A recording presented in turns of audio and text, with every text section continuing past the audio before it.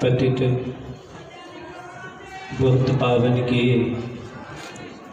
गिनती कौन करे। भगवान का स्मरण करते हुए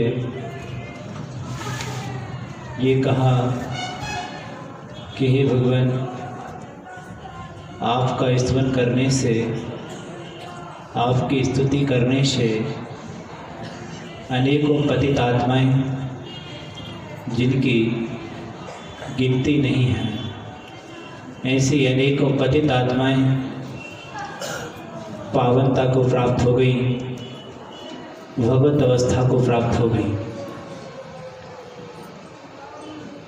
भगवान, जब अनंत आत्माएं आपकी आराधना करके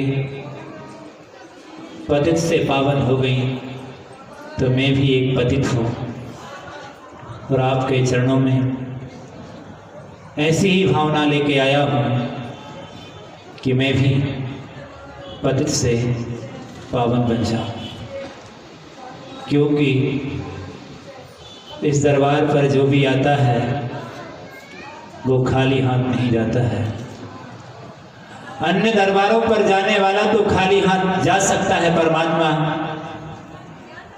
लेकिन आपके दरवाजे पर आने वाला, आपके चरणों में दस्तक लगाने वाला, झुकने वाला कभी खाली हाथ नहीं जाता है। उसे ऐसी भूति प्राप्त हो जाती है, ऐसी संपत्ति प्राप्त हो जाती है जो अन्यत्र दुर्लभ है। तो भक्त कहता है, परमात्मा, मैं इसी भावना के साथ आज आपके चरणों में आया हूं, क्योंकि आपका संपर्क पाकर जब कंकर भी शंकर हो जाता है, जब एक पाषाण भी पूजने लग जाता है, एक पाषाण की भी पूजा होने लग जाती है, तो मैं तो फिर एक चेतन आत्मा हूं। जब आपके संपर्क में आकर के एक पाषाण पूजा जाता है, जब जड़ पूजा जा सकता है तो चेतन क्यों नहीं। जब एक जड़ की आराधना हो सकती है तो फिर आपके संपर्क में आने से एक चेतन की पूजा क्यों नहीं हो सकती है। अवश्य पूजा जा सकता है। जब एक जड़ दुनिया के लिए मांगलिक हो सकता है आपके चरणों में आने से, तो फिर चेतन दुनिया के लिए मांगलिक क्यों नहीं हो सकता है। जब एक आपके नाम से एक पाषाण पूजा जा सकता है, तो फिर क्या ये चेतन आत्मा नहीं पूजा जा सकता है। आपके नाम की कल्पना से एक पाषाण की पूजा हो सकती है। एक पत्थरित पाषाण मंदिरों में भगवान का रूप लेकर के बैठ सकता है, मंदिरों में पूजा जा सकता है। तो हे परमात्मा, फिर मैं एक चेतन हूं। यदि मैं आपके चरणों में आकर आपके चरणों की रज लेकर के यदि मैं पतित से जीवन को पावन कर लूं, तो हे परमात्मा, इसमें कोई आश्चर्य नहीं है। अवश्य कि वो पतित से पावन हो जाएगा मेरा जीवन। और इसी भावना से मैं आपके चरणों में आया हूं, क्योंकि आपके चरणों में आने के लिए चारों गति के जीव लालच रहते हैं कि काश आपके चरणों की रज मिल जाए तो मेरा जीवन धन्य हो जाए। संसार के प्राणियों को पाप धोने के लिए कोई स्थान है तो इससे उत्तम स्थान नहीं होगा। एकमात्र स्थान है जहां संसारी प्राणी अपने पापों का विमोचन करते हैं और साथ ही से पुण्य का संचय करके अपने को पवित्र करते हैं।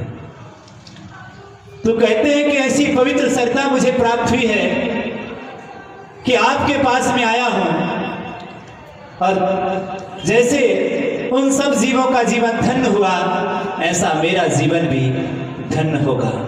ऐसी पवित्र भावों के साथ जब मैं आराधना से जुड़ता हूं तो हमारा जीवन बहुत आश्चर्य से, अतिशयों से भर जाता है। भक्त जब भगवान के चरणों में पहुंचता है, पुण्य लेकर, द्रव्य लेकर, जल लेकर, तो जल भी अपने आप में ये सोचता है कि मैं धन्य हो गया, कि इसने कहा मेरा जीवन मेरे लिए सारी दुनिया, हाथ धोकर मैं नली का पानी बना देता था। आज धन्य है मेरा जीवन कि श्रावक ने मुझे प्रभु के चरणों में छोड़कर मुझे गंधोदक बना दिया। क्या चाहते हो कि मैं जो पाप करता हूं वो पाप प्रक्षालित हो? जिन वस्तुओं का मैं भोग करता हूं वो वस्तुएं आपको धन्यवाद देगी और वो आपको क्षमा भी प्रदान करेंगी। काश तुम ऐसा कार्य कर सको तो लाख लाख वो तुम्हें धन्यवाद देगी कि धन्य हूं मैं कि तुम्हारे जैसे हाथों में आकर मेरी तकदीर बदल गई। कैसा हो सकता है कि उसकी भी तकदीर बदल जाए और मेरी भी तकदीर बदल जाए? उसका भी प्रयोग करने पर पाप का आश्रय ना हो, उसके भी यूज करने पर पाप का आश्रय ना हो, अपितु पुण्य का आश्रय हो। वो प्रकृति आपको संदेशा देती है कि मुझे सिर्फ यदि तुम मेरा कोई उपकार कर सको तो इतना ही उपकार कर देना कि तुम मुझे वहां छोड़ देना ले जाकर जहां पर कंकर भी संकर हो जाता है। तुम रोज स्नान करते हो, जल को कितना सारा बहाते हो, चाहते हो। जल कितने इंद्रिय है? कितने इंद्रिय है? एक इंद्रिय जीव है। वो सोचता है कि परमात्मा मैंने ऐसा कौन सा पाप किया था जिसके कारण मुझे त्रैस गति मिली।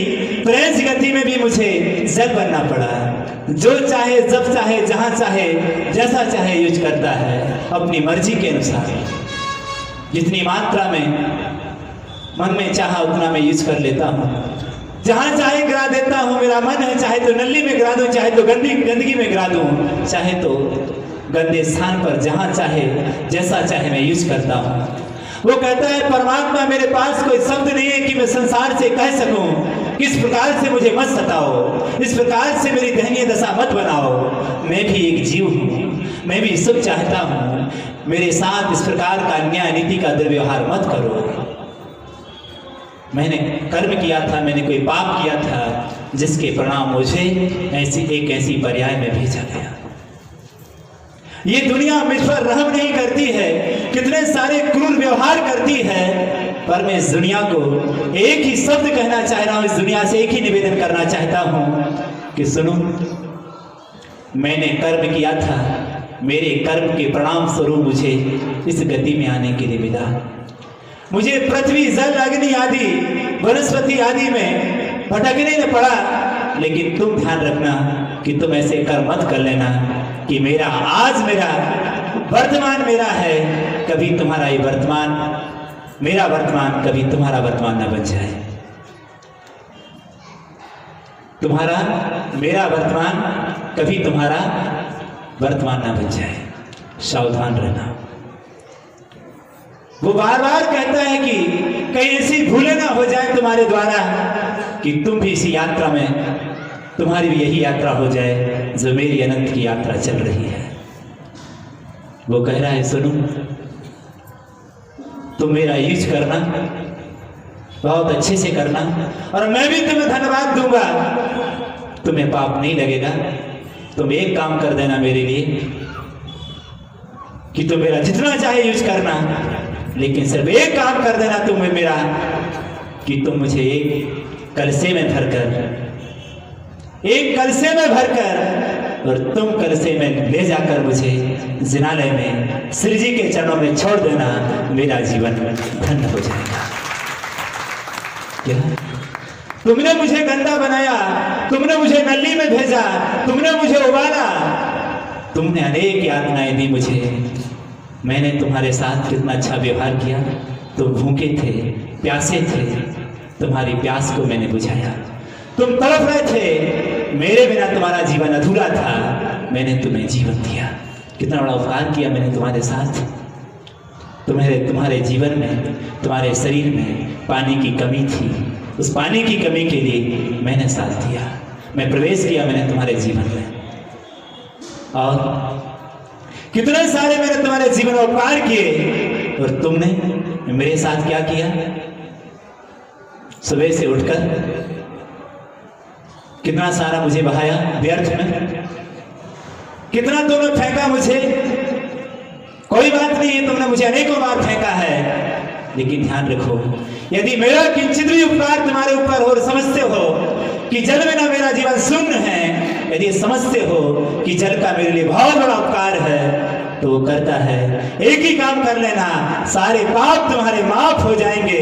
और मैं प्रार्थना करूंगा भगवान से कि हे परमात्मा, इसे क्षमा कर देना, और लाख लाख धन्यवाद दूंगा तुम्हारे लिए, इसलिए उपकार कर सको मुझे।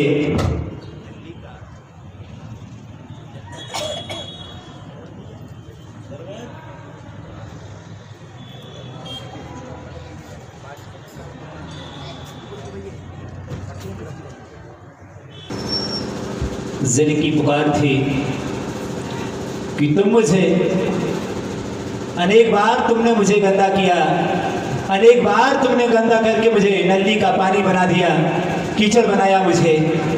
एक बार तुम मुझे इतना बना देना, इतना पवित्र बना देना कि दुनिया मुझे देखकर, दुनिया मुझे अपने हाथों में लेकर मुझे अपने मस्तक पर लगा दे। इतना पवित्र तुम मुझे बना देना, बस मेरा जीवन क्या हो जाएगा कि तुमने अनेकों बार मुझे अपवित्र किया है। एक बार ये भी कोशिश कर लेना कि मुझे एक बार तुम पवित्र बना देना, एक बार मुझे तुम ऐसे स्थान पर छोड़ देना ले जाकर, मैं धन्य हो जाऊंगा कि तुम मुझे कलशे में भरकर और प्रातः काल की बेला में जब श्री जी के मस्तक से डालोगे तो मेरा जीवन धन्य हो जाएगा। मैं अपवित्र नहीं रहूंगा, मैं पवित्र हो जाऊंगा। सारी दुनिया मुझे इतना पवित्र हो जाऊंगा कि सारी दुनिया मुझे अपने हाथों में लेकर गंधोदक के रूप में अपने माथे पर लगा लेगी। सोचो, एक जल, और इससे मेरा ही जीवन पवित्र नहीं होगा, ध्यान रखो, इससे मुझे ही लाभ नहीं मिलेगा, अब भी तुम्हारा जीवन भी पवित्र हो जाएगा, तुम भी महान हो जाओगे। जैसे दुनिया ने मुझे, जब भगवान के चरणों में लगा, भगवान को मैंने स्पर्श किया, तो दुनिया ने मुझे सिर पर उठा लिया, दुनिया मुझे गंधोदक कहने लगी, दुनिया के लिए मैं पवित्र बन गया। तुम भी यदि इसी तरह उनके चरणों में लग जाओगे तो तुम भी क्या हो जाओगे, एक दिन तुम भी इतने पवित्र हो जाओगे कि जैसे मुझे दुनिया ने अपने मस्तक पर लगाया, ऐसे एक दिन दुनिया तुम्हें भी अपने मस्तक पर बिठा लेगी। करो मेरा ऐसा यूज, तुम्हारा जीवन भी महान बन जाएगा। सोचो कि वो जल ये कह रहा है कि काश मेरा यूज कर सको तो ऐसा कर देना, और यदि तुम ऐसा यूज नहीं कर सके अपने जीवन में, मुझे पापों में तो यूज किया तुमने और पुण्य में यूज नहीं किया, तो ध्यान रखना, मुझे अपवित्र ही करते रहे तो मैं तुम्हारी जिंदगी के लिए अभिशाप बन जाऊंगा, तुम्हारी जिंदगी में वो गंदगी पैदा करूंगा, नरक और निगोद का रास्ता दिखाएगी तुम्हारे लिए। यदि तुम इस पाप से उबरना चाहते हो, मुक्ति चाहते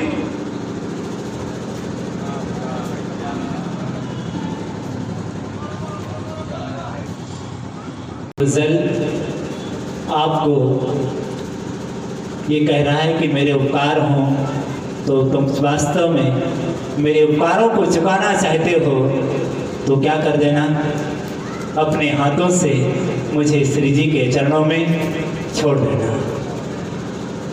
इससे मात्र मुझे ही उपकार नहीं होगा, आपके लिए बहुत बड़ा उपकार होगा कि आपके हाथों से, जब आप अपने हाथों से श्री जी का अभिषेक करेंगे तो आपके हाथ भी धन्य हो जाएंगे। और जो उन हाथों से, जो माँ इस बच्चे को, जो पुरुष उन भगवान का अभिषेक करेगा उन हाथों से, उसका जीवन भी पतित से पावन हो जाएगा। और आने वाले दिनों में वो जो अवसर उसे मिलेगा, अभी तो कृत्रिम जनालय में भगवान का अभिषेक कर रहा है, एक दिन वो आएगा कि नंदीश्वर में जाकर के वहां पर नंदीश्वर अष्टांग का पर्वों में उसे कृत्रिम जनालय में अभिषेक करने का सौभाग्य प्राप्त होगा। हम रोज स्नान करते हैं, कितना सारा जल बहाते हैं। यदि तुम्हें इस पाप से मुक्त होना हो, सुनो, इस पाप से भी मुक्त होना चाहते हो तो रोज क्या करो, भगवान का अभिषेक करोगे, तुम जो भी जल तुमने बहाया है, उसमें जो भी संचय हुआ है, स्नान करने में जो भी पाप हुआ है, उस पाप से यदि मुक्त होना चाहते हो तो श्री जी के चरणों में आकर के एक गिलसिया जल कहाँ पर छोड़ देना है? कहाँ पर छोड़ना है? भगवान के चरणों में। तुम इस पाप से मुक्त हो जाओगे। सारी प्रकृति पृथ्वी कहती है तुम मेरे ऊपर इतना अनैतिक कर्म करते हो, कितना सारा पाप करते हो, सारी गंदगी तुम मेरे ऊपर ही छोड़ते हो। यदि मैंने कोई पार तुम्हारे साथ किया है तो इस पार का तुम यदि कोई बदला चुकाना चाहते हो तो क्या कर देना? क्या करना तुम मेरे ऊपर से? अनेकों बार तुमने अत्याचार किए हैं, संसार के घोर पाप करते हो तुम मेरे ऊपर। एक बार मेरी बात सुन लेना कि मेरे ऊपर एक ऐसा कार्य भी कर देना कि जिस कार्य को करने से मेरा जीवन धन्य हो जाए। क्या कहती है कि तुम ऐसे कार्य कर देना मेरे ऊपर, मेरी छाती पर रोज तुम पापाचार करते हो। एक दिन पाप छोड़कर ऐसा कोई पुण्य कर्म कर देना मेरी छाती पर खड़े होकर जिससे मेरा जीवन धन्य हो जाए। जाओ सोचो क्या कार्य करूंगा। जब पूछा गया उस भक्त ने तो उसने कहा कि मेरे ऊपर खड़े होकर के वो जिनेंद्र भगवान की महाआराधना बना रचाना, ऐसा शिव चक्र महामंडल विधान करना कि जिस पर नृत्य कर मेरा जीवन धन्य हो जाए। कि धन्य मैंने उन लोगों जीवों को सहयोग किया जिन्होंने जिनेंद्र भगवान की महाआराधना की। मेरे पर तुमने जो अत्याचार किया होगा वो माफ हो जाएगा और तुम पति से पावन बन जाओगे। सोचो, वो रज कहती है कि मुझे तुम ऐसा कार्य करना, मैं तुम्हारे शरीर में जब तुम भक्ति करोगे भगवान की, मैं तुम्हारे शरीर में लग जाऊंगी और लगकर जब तुम भगवान को स्पर्श करोगे वहां तक पहुंच जाऊंगी, उनके चरणों के स्पर्श करूंगी तो मेरा जीवन भी क्या हो जाएगा? धन्य हो जाएगा। सोचो, एक पृथ्वी होकर ये सोच रही है काश तुम मेरे ऊपर भगवान की भक्ति करोगे और मेरे कण यदि तुम्हारे शरीर पर जाएंगे, तुम जब उन कणों के साथ भगवान को स्पर्श करोगे तो मेरा जीवन भी धन्य हो जाएगा। सोचो, एक इंद्री होकर ये सोच रही है यदि तुमने भगवान की महाआराधना की मेरे ऊपर आकर तो मैं उस दृश्य को देखकर मैं भी अपने जीवन में यद्यपि पददलित हूँ, घट बन करके यदि इस विधान में सम्मिलित हो गई तो मैं धन्य हो गई। मेरे जीवन में मैं घट नहीं रहूंगी, मैं सारी दुनिया के लिए मांगलिक हो जाऊंगी। क्या कहती है? मुझे तुम क्या कर दो? क्या बना दो? मांगलिक बना दो तुम मुझे। सिर्फ इतना ही उपकार कर दो मेरे ऊपर। मैंने तो तुम्हारे साथ अनंत उपकार किए हैं। तुम एक कार्य कर दो कि तुम मुझे, मैं पददलित हूँ, आज तक तुम मुझे रोनते ही आए हो, आज तक तुम मुझे कचरते ही आए हो। एक काम कर दो, क्या कर दो कि भगवान के चरणों में मुझे ले जाओ घट बनाकर और घट में जल भरकर एक समय और उस समय घट यात्रा में मुझे मस्तक पर बिठा देना। मैं धन्य हो जाऊंगी कि मैं भी उस शिव चक्र विधान में सम्मिलित हो गई। कितना बड़ा सौभाग्य है मेरा। मैं सारी दुनिया के लिए पददलित नहीं, उस दिन मांगलिक हो जाऊंगी।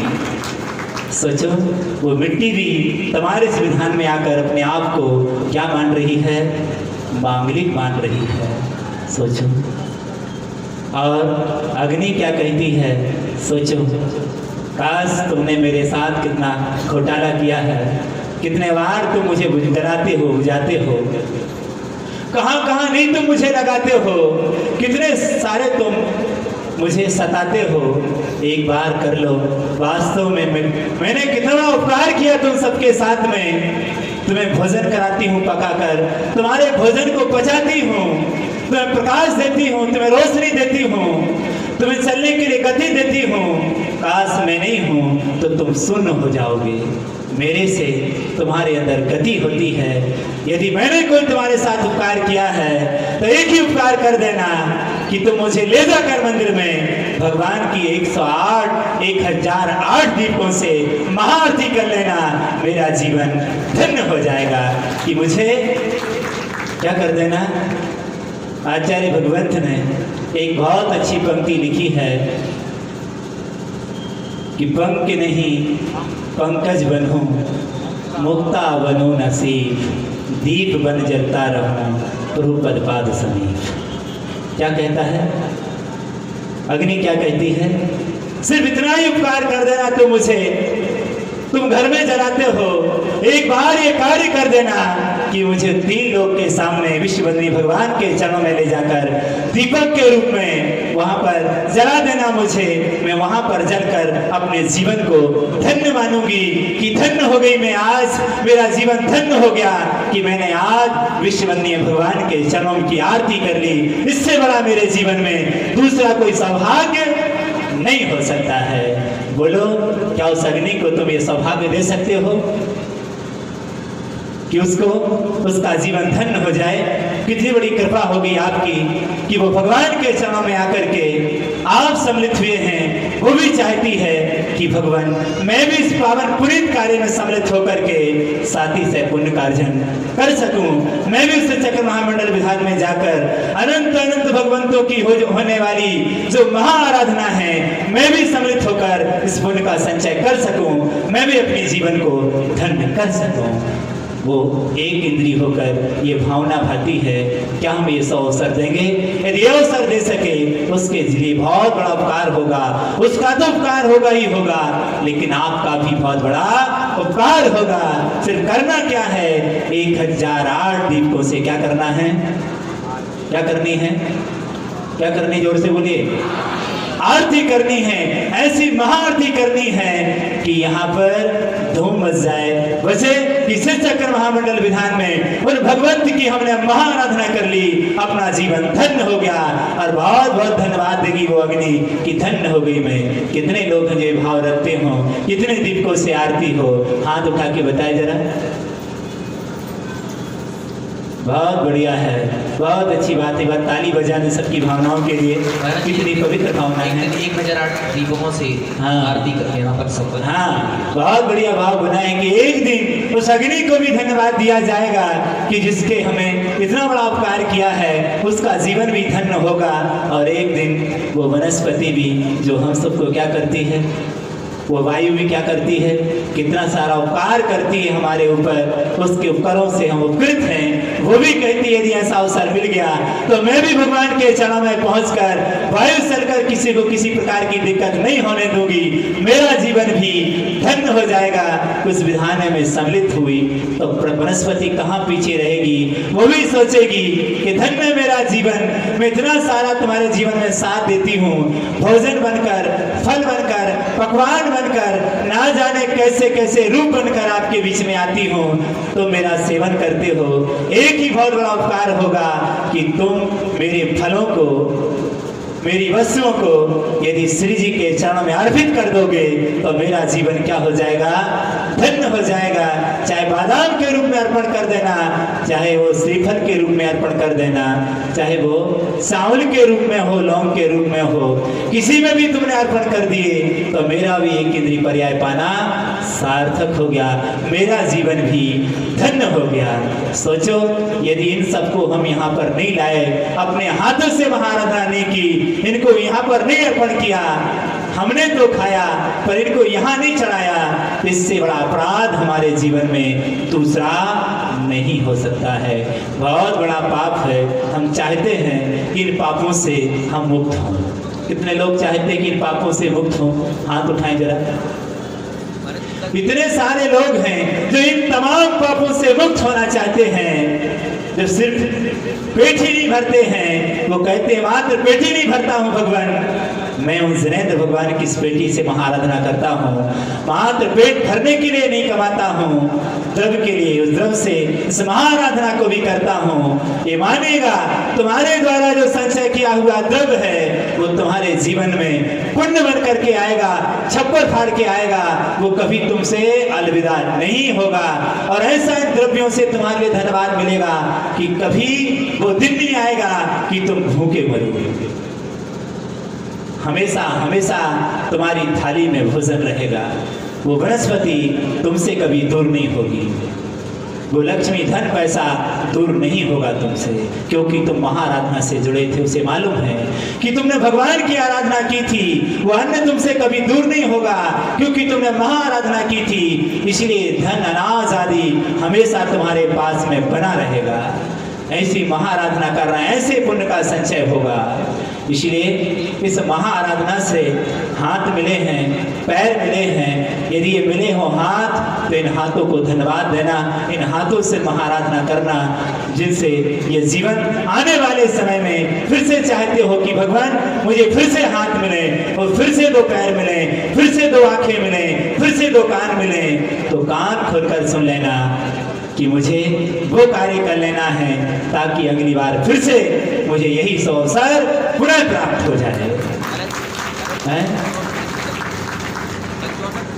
हाँ, और फिर जब वो अवसर मुझे प्राप्त हो तो उसके लिए हाथ मिले, विधान मिले। आज कल कौन सा विधान होने जा रहा है मालूम है आपके लिए? कौन सा विधान है? कौन सा? 64 रिद्धि विधान होने जा रहा है। इतना महापवित्र विधान होने जा रहा है। सारे विधानों में 5-6 विधान है शायद इसमें, और इन विधानों में यदि ये विधान निकाल दिया जाए तो शेष के विधान हो नहीं सकते, उनका कोई महत्व नहीं है। एक सर्वश्रेष्ठ विधान कौन सा विधान है? 64 रिद्धि विधान अपने आप में सब श्रेष्ठ होते ही हैं, पर 64 रिद्धि एक विधान ऐसे होने वाला है, बिना 64 रिद्धियों के निर्माण की प्राप्ति संभव नहीं है। ऐसा पवित्र विधान हम यहाँ पर करने जा रहे हैं। कल के दिन यहाँ पर वो धूम मचने वाली है, उन मुनिराजों को हम स्मरण करने वाले हैं। हमने आंखों से तो मुनिराजों को नहीं देखा, लेकिन कोई बात नहीं है, पर हम उनको आह्वान करेंगे कल उन 64 मुनिराजों के लिए कि भगवान मैंने आपके चरणों की आज तक रज नहीं लगाई है, काश आपके चरणों की रज लगाई होती, आपको मन मस्तिष्क में बिठाना होता, जिस पंचम जैसे महाकलिकाल में मेरा जन्म ना होता। और यदि जन्म हुआ है तो हे परमात्मा, इसका यही परिणाम रहा कि मैंने आप जैसे 64 रिद्धिधारी मुनियों की महाआराधना नहीं की होती तो इस कलिकाल में मेरा जन्म ना होता। ये प्रमाण है। इसीलिए आज ही परमात्मा मैं ऐसे आगे चढ़ाऊंगा और उन 64 रिद्धियों की आराधना, एक एक मंत्र की आराधना, एक एक मंत्र को अर्घ दूंगा, इस भाव से अर्घ दूंगा कि हे परमात्मा, इस पंचम काल में 3 रिद्धियों की प्राप्ति नहीं हो सकती है, लेकिन आने वाले समय में क्या हो सकती है? इन रिद्धियों की प्राप्ति अवश्य हो सकती है। भावना भावनासिनी। भावना क्या होती है? भावनासिनी होती है। इसलिए हे परमात्मा, मैं इसी भाव से सच्चक्रमा महामंडल विधान में आया हूँ कि इस जीवन के लिए मेरा जो द्रव्य है काश इन महा 64 रिद्धियों की रिद्धिधारी मुनियों की आराधना में लग जाए। मैं जो द्रव्य लाया हूँ कल हो सके भैया तो अपनी तरफ से अपने भी एक नारियल लाना, कम से कम अपना नारियल भी किसको अर्पण हो जाए? किसके लिए? उन 64 रिद्धिधारी मुनियों के लिए। एक नारियल तो कम से कम 64 हो जाए तो अच्छी बात है, नहीं हो पाए तो एक नारियल हम इतने अभागे नहीं हैं कि इनको उन महापुरुषों के लिए, उन 64 रिद्धिधारी मुनियों के लिए हम अपनी तरफ से एक श्रीफल अर्पण ना कर सकें। इतना कौन गरीब है? जरा हाथ उठाए जरा। अरे कौन गरीब है? क्या कि वो और भगवंत के चरणों में एक श्रीफल अर्पण ना कर सके?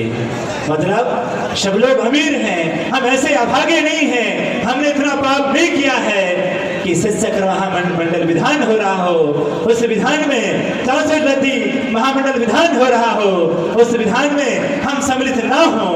हम इतने अभागे और पापी नहीं हैं, हम इतने पुण्यात्मा तो हैं कि उस विधान में सम्मिलित भी होंगे और रिद्धिधारी मुनियों को अपनी द्रव्य से एक श्रीफल भी अर्पण करेंगे, ज्यादा नहीं तो एक तो अवश्य अर्पण करेंगे और भावना भाएंगे कि हे परमात्मा, जैसी 64 रिद्धियों को आपने प्राप्त किया है वो क्षण मेरे जीवन में भी आ जाए कि मैं भी क्या कर लूं, मुझे भी रिद्धियों की प्राप्ति हो जाए। बोलो, कल इतना कोई अभागा बैठा है यहाँ पर जो कल ये कहेगा कि हम विधान में नहीं बैठ पाएंगे? हाथ उठाएं जरा।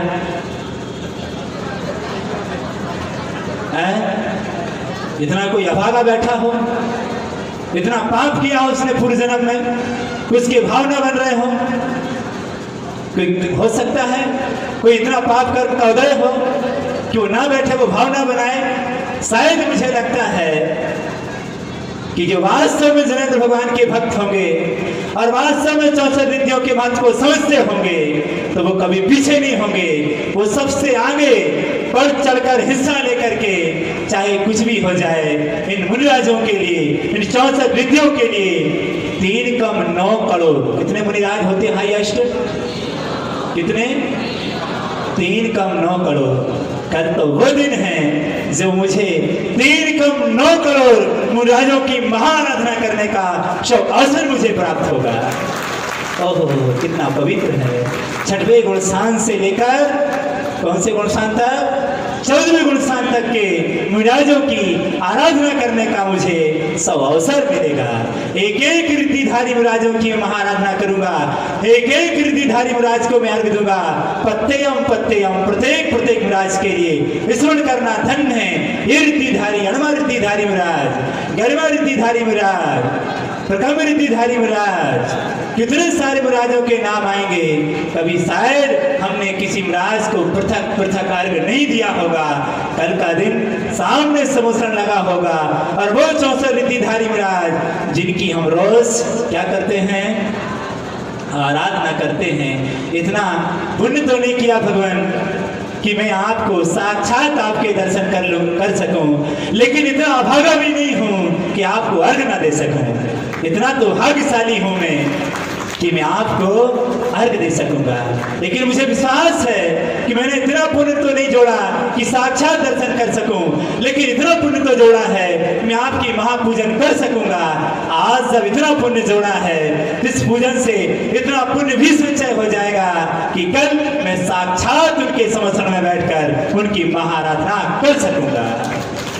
लेकिन ध्यान रखना, ये महाआराधना करने का पुण्य उसी को मिलेगा जो इस विधान में क्या होगा? सम्मिलित होगा। आज तक क्यों नहीं मिले मुझे वो रिद्धिधारी मुनिराज? क्योंकि मैं ऐसा ही भागता रहा। जब भी अवसर आया उनकी पूजन करने का, जब भी उनको अर्घ देने का भाव आया, समय आया, तो मैं गायब हो गया, भाग गया। वो कैसे मिलेंगे? यदि मैं सम्मिलित होता परमात्मा, जहां आपकी पूजन हो रही होती और उस पूजन को मैं सम्मिलित होता, तो मुझे भी महात्मा गांधी ने एक बहुत अच्छी पंक्ति लिखी है, ध्यान से सुनिएगा। जहां अर्चना के इन स्वरों में एक सुर मेरा मिला लो, वंदना के इन स्वरों में एक सुर मेरा मिला लो, जहां 4 सिर हों अगड़े वहां एक सिर मेरा मिला लो। वो कह रहे हैं जहां ईश्वर की भक्ति हो रही हो, सत्य के मार्ग पर चल रहे हो, वहां बिना पूछे मेरी अनुमति मान लेना, मेरा सिर मिला लेना, मेरी तरफ से वहां एक श्रद्धा का सुमन अर्पण कर देना। कितना पवित्र भाव है कि उन भगवंतों की आराधना हो रही होगी। तो ये भाव जो लोग विधान में बैठे हैं अथवा विधान में नहीं भी बैठे हों, उन लोगों से भी कहना है कल के पुण्य से अछूते नहीं रह जाना। कल का पुण्य हमें लेकर ही जाना है, चाहे कुछ भी हो जाए। और यदि नहीं बैठ पाओ तो कोसना, तुम्हारे जैसा अभागा पापी इस दुनिया में दूसरा नहीं होगा। इतने बड़े दरिद्री हो कि तुम परमात्मा के चरणों में बैठकर श्रद्धा का एक अर्घ अर्पण कर सके। धिक्कार है तुम्हारे जीवन के लिए। क्या सोचो, देखो, एक धन से दरिद्री होता है और एक भावों का दरिद्री होता है। बोलो खतरनाक कौन है? जो धन से दरिद्री है वो कि जो भावों से दरिद्री है वो? कौन? संसार में धन के दरिद्री कम है पर भावों के दरिद्री बहुत हैं। इसलिए भगवान से हमेशा निवेदन करता हूँ, भगवान धन की दरिद्रता दे देना, पर कभी किसी को मेरा दुश्मन भी हो उसे भावों की दरिद्रता प्राप्त ना हो। हमेशा भावों का से अमीर ही बना रहे, कोई भावों का दरिद्री ना हो। और कोई इतना दरिद्री नहीं होगा उसे महाआराधना करने के लिए उसका मन ना बने। हे भगवान, जहाँ आपकी आराधना हो रही हो, जहाँ 64 रिद्धिधारी मुनियों को अर्घ दिए जा रहे हो, ऐसा कोई पापी अभागा और दरिद्री नहीं होगा कि वो अपने भाव ना बनाए कि भगवान चाहे कुछ भी हो जाए इन हाथों से मैं पूजन करूंगा। वो सोचे कि नहीं, मैं तो अनुमोदना कर लूंगा। अनुमोदना वो ही लोग करते हैं जिनके या तो रोगी हो, भयानक रोगों से ग्रसित हो, जिनके हाथ पैर ना हो, सुन लेना ध्यान से, जिनके हाथ पैर ना हो वो लोग बैठ जाना यहाँ पर, अनुमोद ना करना, उनके लिए साथी से पुण्य का बंद होगा। जो विक्षिप्त हो, जो रोगी हो, बोलो, जो वृद्ध हो, जो चलने फिरने में असमर्थ हो, जो द्रव्य ना चढ़ा सकते हो, ऐसे लोगों से निवेदन है वो बैठ जाना यहाँ पर, अनुमोद ना करना, क्योंकि वो क्या नहीं कर सकते, उनके पास में क्या नहीं है, हाथ नहीं है, वो बीमार है, अस्वस्थ है, बैठ नहीं सकते विधान में, वो सूतक पातक से ग्रसित हैं। एक तो वो जो सूतक पातक से ग्रसित हैं वो लोग अनुमोद ना करें क्योंकि बैठ नहीं सकते हैं। इसके अलावा जो पूजन कर सकते हो, बैठ सकते हो, जिनके दो हाथ हो, दो पैर हो, दो आंखें हो, दो कान हो, ऐसे लोग अनुमोदना ना करें, सावधान। ऐसे लोगों के लिए करने का आदेश है निर्वाणी माँ का, आचार्य भगवंत का, कि वे लोग उस विधान में बैठे, और यदि मायाचारी करते हैं इससे बड़ा पाप दुनिया में दूसरा नहीं हो सकता है कि तुम उसमें अनुमोदना कर रहे हो। जिस काम को तुम कर सकते हो उस काम को तुम अनुमोदना में निपटा रहे हो, वो अनुमोदना नहीं है, वो पाप है।